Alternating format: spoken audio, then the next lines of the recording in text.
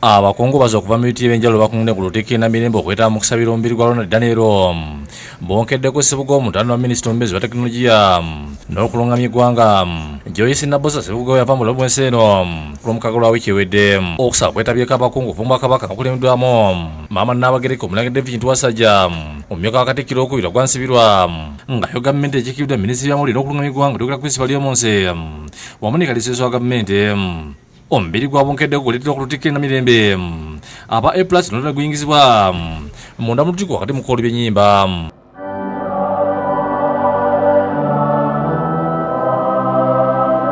Omulabizi Namirembe yawo Samuel Bagadde Ssekadde yakulembedde okusaba nga ayibwa ku ddiini wa Lutikko Kanoni Jonathan Kisawuzi Ssaalongo. Kubanga omanyi nti olugendo lwaffe wano mu nsi wano tubeerawo akaseera katono nnyo.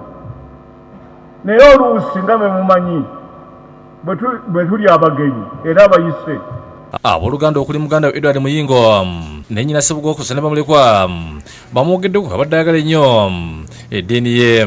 Naye nga yaŋŋambye nti yali kugamba agenda ng'asaba nga yeetonda kwegamba Ronald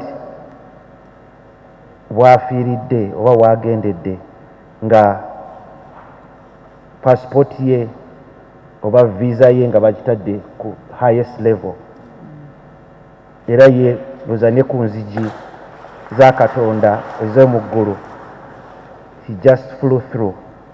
Niye bwe nali ŋŋenda naga nti mami tojja genda wekka, nina okuwerekerako tulabe nga tufuna abasawo abatuufu.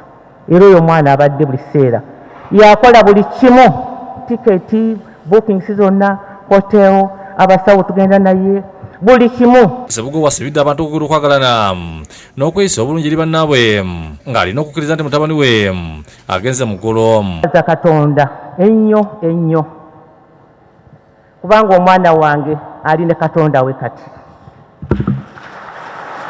Oluvannyuma namba ogutwaliddwa ku bijabejjajjabe aba Ssebuga bw'enkumba Kasenje aziikiddwa.